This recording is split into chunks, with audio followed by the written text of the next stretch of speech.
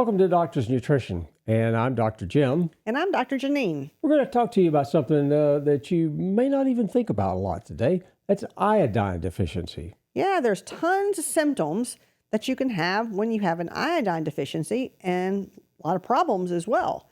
Some of the symptoms that you can see is weight gain, swelling of the neck, especially right at the thyroid, fatigue, weakness, hair loss, dry skin. There's that hair loss thing again. Well, yeah, hair loss comes up for all of them. It's just about anything. It does. Feeling cold, real slow heart rate, memory loss, brain fog, fibrocystic breast, heavy cycles.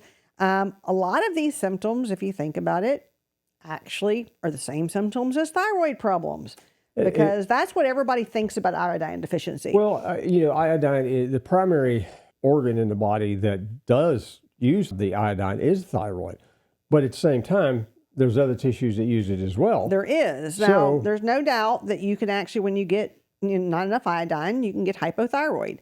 But you can also get, we see a lot of people with goiters. Now, goiters is when it swells right here at your throat. And I have seen some severe pronounced ones, especially, and I've had a few people that were Japanese.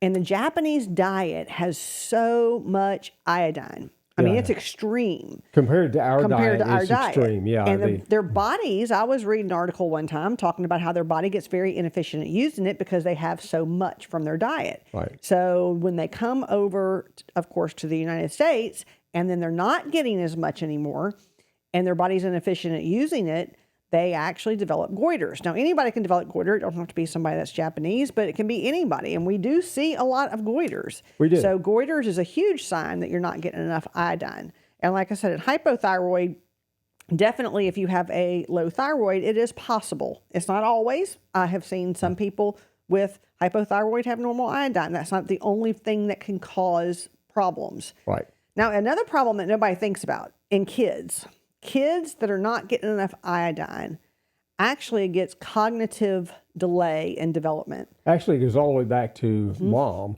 when she's pregnant. Yep. She needs iodine then. And then, of course, once the child's born, obviously they need a lot of iodine in their diet as well. Yeah. I saw where kids with less iodine can have like up to a 13.5 point decrease in IQ.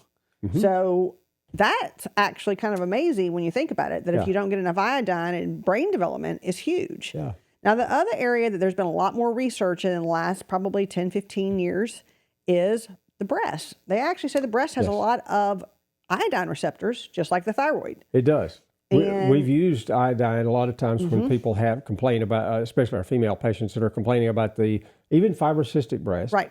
But things like any kind of swelling, tenderness, those kind of things, issues. But fibrocysts, actually we'll give them primrose oil and iodine and it goes away. Oh, yeah. So you can get rid of the fibrocyst. In fibrocystic breast, they say you have an increased risk for breast cancer. Right. And they know that an iodine deficiency increases your risk for breast cancer. Yeah. So you want to make sure you get enough iodine in your diet. So where do we get the iodine? Well, normally when we look at the foods that contain iodine, you're talking about seafood. And of course, we live here on the Mississippi Gulf Coast. We have readily available seafood, very good seafood, I might add. And yet we still see an awful lot of people who have an iodine deficiency. Right. So they don't get it. And nowadays, because everybody's been scared to death of salt, okay, and we see so many issues there as far as low sodium as well too. But when you're scared to death of salt and you stop eating salt, iodized salt was probably one of the main sources of iodine for most of the population of the United States. The reason they iodized salt is not to make the salt taste better. It was to make it, people were so deficient in iodine. Exactly. That was one of the places they put iodine in order for people to get enough iodine because it's very deficient.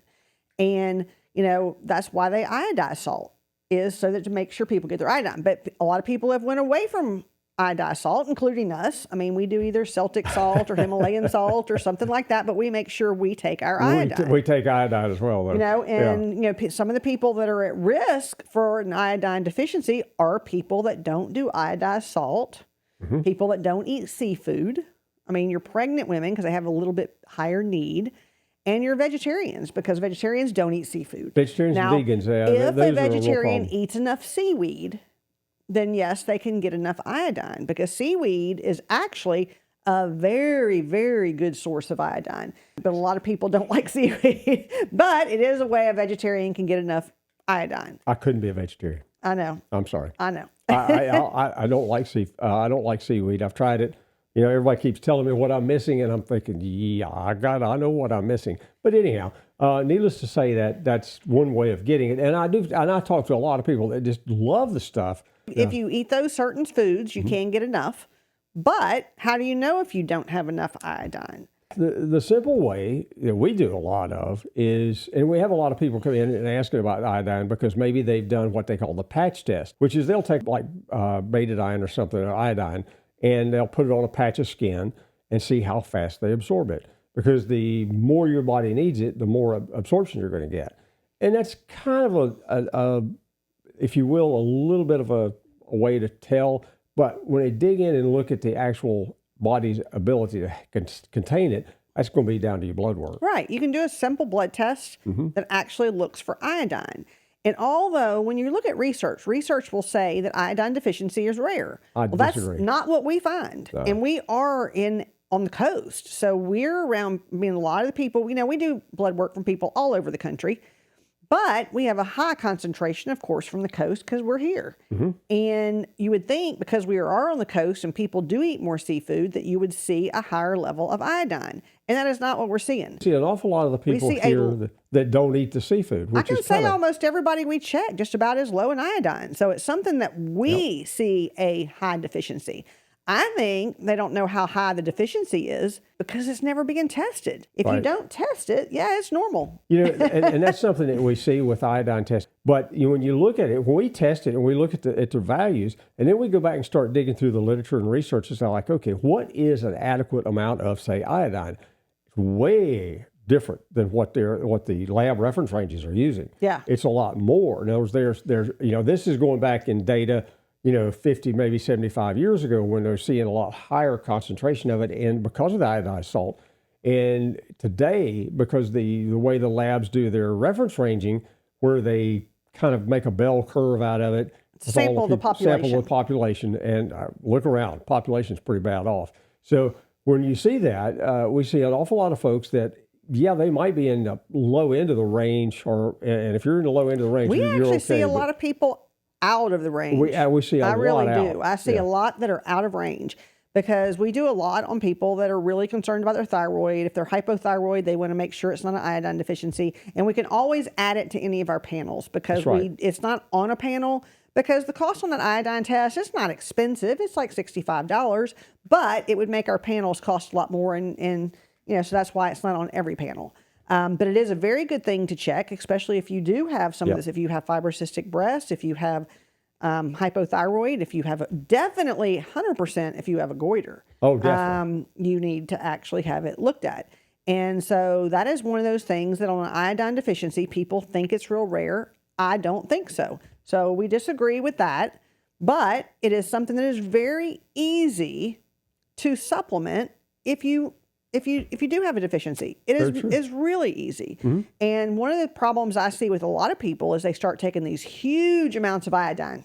Yes. And I have seen it completely shut down a thyroid. Yes.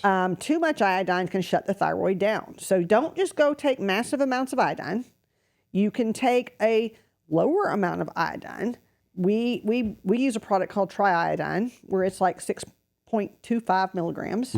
And what we find is most people, if they take about 3 a week, it usually makes them come way up on the scale. And it's an adequate amount to keep the thyroid functioning normal, keep fibrocystic breast away. So it is something that you can do for supplementation. And yet it doesn't cause any particular problems with the thyroid, like interfering with it, because we get some people in that are taking some very large doses like of 25 iodine. Milligrams, way too much. Yeah. Way too much. I think they say that the Japanese diet contains about 10 to 12 milligrams per day because they eat a lot of seaweed and a lot of other seafood and everything too. So, and you can get your, people say, well, can I get my iodine from kelp? Yeah, you can.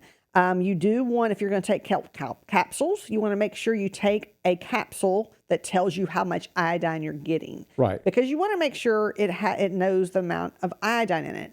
One of the problems with kelp is the affinity for some of the heavy metals in nature. Seaweed attracts heavy metals, so some of your seaweed products do have higher heavy metal concentration think than lead taking and so on like that, taking iodine. So that's kind of what you need to know about an iodine deficiency. And like always, if you have any questions, then just give us a call. That's what we're here for. That's exactly what we're here for. Yep. Thank you again for joining us today. Hope you learned a little bit about iodine deficiency, and we'll see you on the next video.